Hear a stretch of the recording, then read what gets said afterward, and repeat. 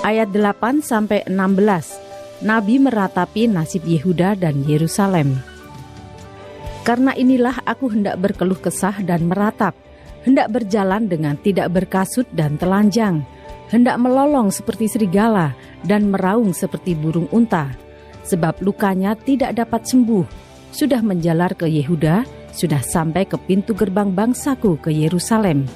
Di Gad, janganlah sampaikan berita, janganlah sekali-kali menangis. Baiklah, gulingkan dirimu dalam debu di Bet-le-Afra. Berkemaslah, hai penduduk Safir, dengan telanjang dan malu. Tidak berani keluar penduduk Zaanan. Ratapan Bet-Haesel menghalangi engkau untuk tetap berdiri. Dengan bimbang penduduk Marot berharap akan kebaikan, sebab malapetaka turun daripada Tuhan sampai ke pintu gerbang Yerusalem. Pasanglah kuda teji pada kereta, hai penduduk Lakis. Inilah permulaan dosa bagi putri Sion, sebab padamulah terdapat pelanggaran Israel. Sebab itu baiklah diberi hadiah perpisahan kepada Moroshet Gad, rumah-rumah Aksib akan menjadi tipu daya bagi raja-raja Israel. Penakluk masih akan kudatangkan kepadamu, hai penduduk Maresya, kemuliaan Israel akan sampai di Adulam. Cukurlah dan gundulkanlah kepalamu karena anak-anak kesayanganmu. Jadikanlah kepalamu gundul seperti gundulnya burung bangkai, sebab daripadamu mereka akan masuk pembuangan.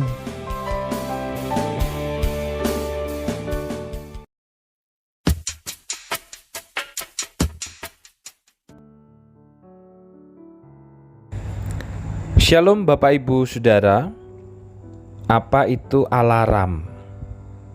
Seringkali kita mendengar kata alarm, bahkan kita juga mengingatkan tentang alarm.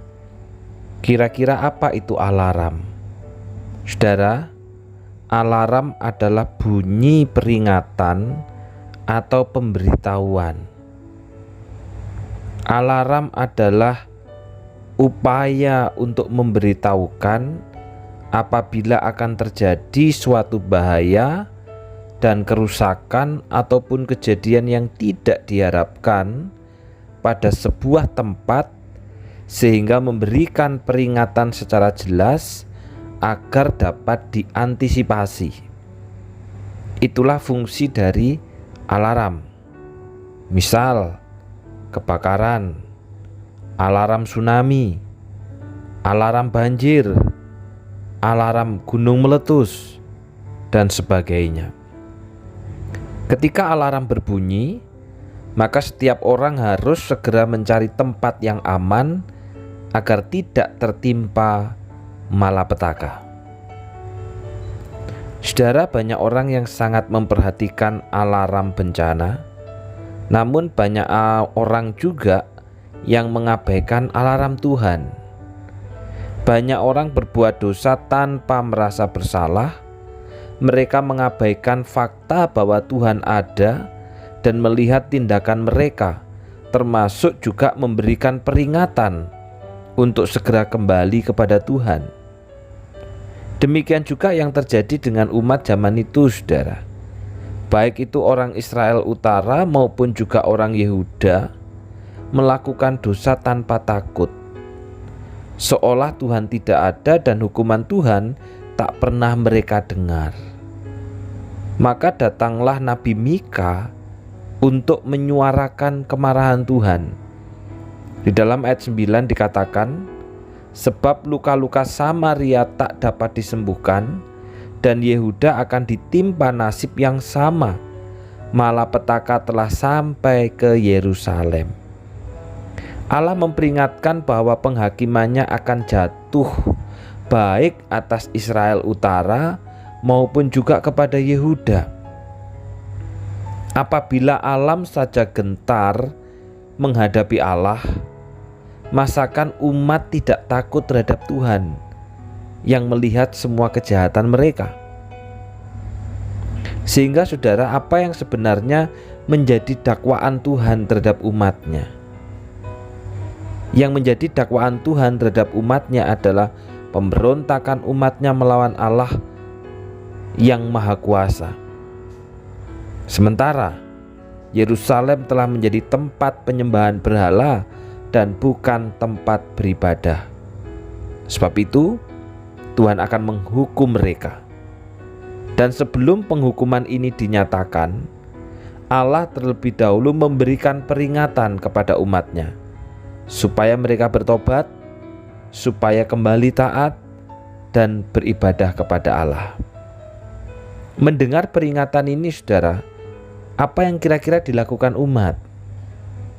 Karena Allah sudah memberikan alarmnya, supaya umat segera bertobat, umat segera kembali taat dan beribadah kepadanya. Ternyata saudara, umat justru tidak mau mendengar Allah. Allah meminta agar umat melakukan keadilan sosial dengan memperhatikan orang-orang yang membutuhkan pertolongan, bahkan juga kembali di dalam relasinya dengan Allah, tapi mereka menolak. Alarm peringatan Tuhan hanya dianggap sebagai guyonan yang tidak akan menjadi kenyataan. Oleh sebab itu, saudara, Nabi Mika sangat meratap ketika mendengar umatnya mengabaikan peringatan Tuhan. Maka pertanyaannya, bagaimana dengan saya dan Bapak Ibu saudara?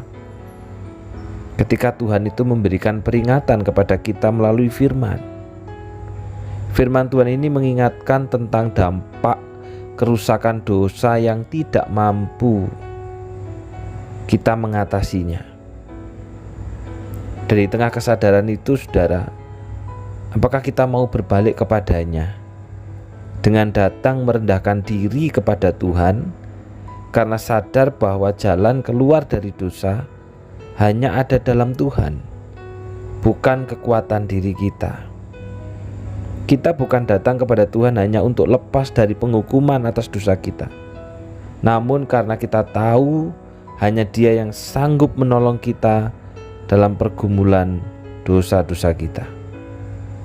Karena itu, saudaraku, perhatikanlah setiap alarm peringatan Tuhan, karena itu adalah cinta Tuhan, supaya kita tidak makin terjerumus ke dalam pemberontakan. Kembali taat, kembali setia, kembali kepada Allah ketika Tuhan memberikan peringatannya. Mari kita berdoa. Bapa yang di surga, kami sungguh bersyukur karena firman-Mu hari ini mengingatkan kami betapa sering kami mengabaikan peringatan Tuhan. Bahkan kami menganggap peringatan Tuhan itu hanyalah sebuah guyonan yang tidak akan pernah menjadi kenyataan.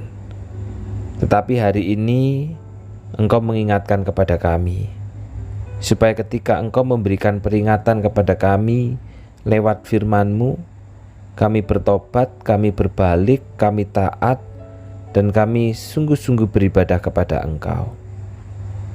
Ampuni setiap kami, Bapa, jikalau kami mengaku sebagai milik-Mu, tetapi kami sulit diatur dan dibentuk oleh Tuhan.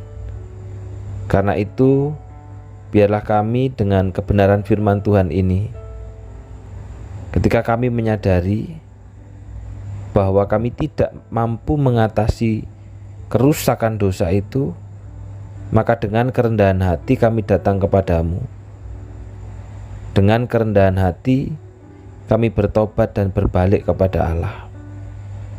Karena setiap peringatan yang Tuhan berikan adalah cinta Tuhan, supaya kami tidak makin terjerumus ke dalam pemberontakan. Terima kasih Tuhan untuk pengampunan yang Tuhan berikan bagi kami, dan tolonglah kami makin hidup di dalam kekudusan. Demikian juga mengingat untuk teman-teman kami dari GKT Sumbawa yang telah kembali dalam perjalanan ke Sumbawa. Kiranya Tuhan menyertai perjalanan dari Banyuwangi sampai ke Lombok, demikian juga ke Lombok lanjut kembali ke Sumbawa. Mereka bertemu dengan orang tua, bertemu dengan keluarga, bahkan juga bisa membawa kebenaran firman Tuhan untuk bisa diaplikasikan di tengah-tengah gereja Tuhan. Kiranya Engkau juga yang menolong, baik itu Los Severo bersama dengan istri yang melayani di tempat ini sebagai gembala. Tuhan berikan kekuatan, Tuhan berikan hikmat, dan Tuhan sendiri yang akan menyertai pelayanannya untuk membawa seluruh umat-Mu hidup sesuai dengan ajaran Tuhan. Demikian juga untuk teman-teman kami dari Banyuwangi yang telah mengikuti retreat.